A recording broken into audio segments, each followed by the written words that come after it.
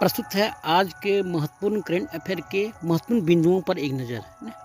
इस वीडियो में हमने बहुत ही इंपॉर्टेंट और महत्वपूर्ण प्रश्न लेकर आया हूँ ताकि आपको ज़्यादा प्रश्न कवर हो सके। ठीक है, तो पहला प्रश्न है, हाल में डिजाइन आर्ट बिनाले का आयोजन कहाँ किया जाएगा? तो सही जवाब इसका क्या है?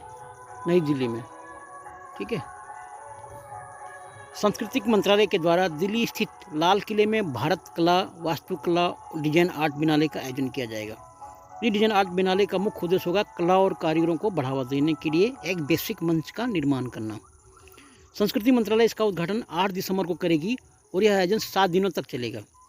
9 दिसंबर से 15 दिसंबर तक इस आयोजन में तरह तरह के कार्यक्रम आयोजित किए जाएंगे। इस अवसर पर संस्कृति और विदेश राज्य मंत्री मीनाक्षी लेखी ने संबोधन में कहा कि इस आयोजन में पारंपरिक कारीगर, समकालीन डिजाइन, क्यूरेटर और विचारक शामिल होंगे, जिसमें प्राचीन, आधुनिक, समकालीन और तकनीक संचालित कला, वास्तुकला और डिजाइन तक फैली देश की कलात्मक विरासत की समृद्ध परंपरा का जश्न मनाने के लिए एक अभिनव पहल है। और सार्वजनिक कला प्रतिष्ठान, कला बाजार और सांस्कृतिक कार्यक्रम का इसके मुख्य आकर्षण होंगे। ठीक है, अगला पॉइंट है, हाल में विदेश मंत्रालय ने किस अधिकारी को विदेश विभाग में अतिरिक्त जिम्मेदारी सौंपी है? तो सही जवाब होगा अमित शिव कुमार तेलंग को। ठीक है, विदेश मंत्रालय ने अमित शिव कुमार तेलंग को कैरिबियाई समुदाय में भारतीय राजदूत और सेंट किट्स एंड नेविस और एंटीगुआ और बारबुडा फेडरेशन के उच्चायुक्त के तौर पर नियुक्त किया है। और फिलहाल अमित शिव कुमार तेलंग गुआना के सहकारी गणराज्य में भारतीय उच्चायुक्त हैं। साथ ही विदेश मंत्रालय में संयुक्त सचिव अनिल कुमार राय को संघीय लोकतांत्रिक गणराज्य इथियोपिया का नियुक्त किया गया है। साथ ही भारत ने कैरिकॉम के व्यक्तिगत सदस्यों के साथ अपने राजनीतिक संबंधों को अपने औपचारिक संबंध में स्थापित किया है। गलत है, राष्ट्रीय प्रेस दिवस हर साल कब मनाई जाती है? तो दोस्तों, हर साल 16 नवंबर को मनाई जाती है।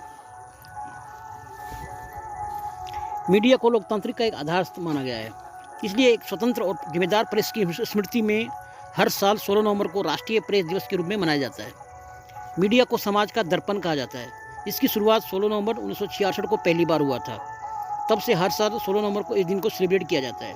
और राष्ट्रीय प्रेस दिवस 2023 का थीम है कृत्रिम बुद्धिमत्ता के युग में मीडिया। ठीक है, आइए नवंबर माह के कुछ तिथि दिवस के नाम जान लेते हैं। जैसे विश्व शाकाहारी दिवस 1 नवंबर को, कर्नाटक एवं तमिलनाडु स्थापना दिवस 1 नवंबर को मनाई जाती है। विश्व सुनामी जागरूकता दिवस 5 नवंबर को मनाई जाती है। राष्ट्रीय कैंसर जागरूकता दिवस 7 नवंबर को मनाई जाती है।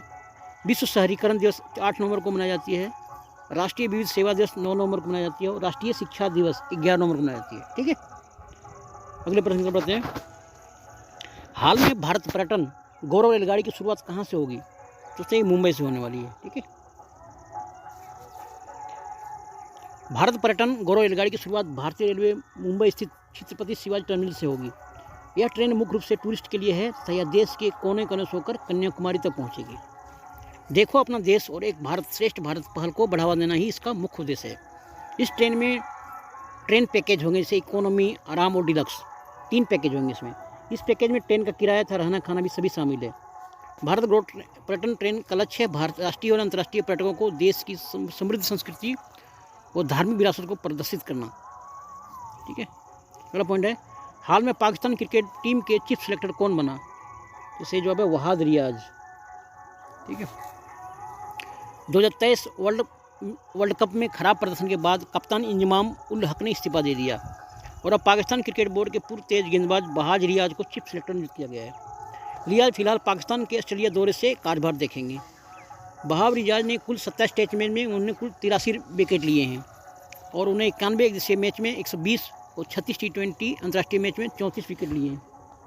बहाव रियाज ने जरूरत पड़ने पर पाकिस्तान के लिए सभी बल्लेबाजी भी की है और अंतर्राष्ट्रीय क्रिकेट मैच में उनका नाम 3 अर्धशतक भी दर्ज है। ठीक है, अगला पॉइंट है, हाल में मालदीव के 8वें राष्ट्रपति के रूप में किसने कार्यभार संभाला? तो इसका जो है मोहम्मद मुइज़्ज़ू ने। मालदीव के नए राष्ट्रपति के रूप में मोहम्मद मुइज़्ज़ू ने पद ग्रहण लिया है। मोहम्मद मुइज़्ज़ू मालदीव के पूर्व राष्ट्रपति अब्दुल आमीन के करीबी दोस्त सहयोगी हैं। इन्होंने 2013 से 2018 तक राष्ट्रपति के रूप में अपने कार्यकाल के दौरान चीन के साथ निकट संबंध स्थापित किया था। मुइज़्ज़ू ने सितंबर में हुए चुनाव में अपने पूर्ववर्ती इब्राहिम मोहम्मद सोलिह को पराजित किया था, जो भारतीय समर्थक थे। मुइज़्ज़ू ने पीपुल्स मजलिस की विशेष सभा में पद की शपथ ली। प्रधान न्यायाधीश मुतासिस अदनान ने मुइज़्ज़ू को पद की शपथ दिलाई। साथ ही इस समारोह में हुसैन मोहम्मद लतीफ़ ने मालदीव के 10वें उपराष्ट्रपति के शपथ में भी शपथ ली है। ठीक है। और लास्टवां अंतिम प्रश्न, पेड्रो साnchez हाल में किस देश के प्रधानमंत्री बने? तो इससे जो होगा स्पेन के प्रधानमंत्री। ठीक है। पेड्रो साnchez ने स्पेन के प्रधानमंत्री पद की शपथ ली है। उन्होंने मारियानो राजाय का स्थान लिया है। पेड्रो स्पेन की सोशलिस्ट पार्टी के प्रमुख हैं और बिना बाइबल के शपथ लेने वाले वो पहले प्रधानमंत्री हैं। वे एक अर्थशास्त्री और बास्केटबॉल खिलाड़ी भी रह चुके हैं। ठीक है। स्पेन की राजधानी है मैड्रिड और स्पेन की मुद्रा है यूरो। थैंक यू दोस्तों, इस वीडियो में इतना ही। मिलते हैं अगले वीडियो में अलग टॉपिक के साथ में।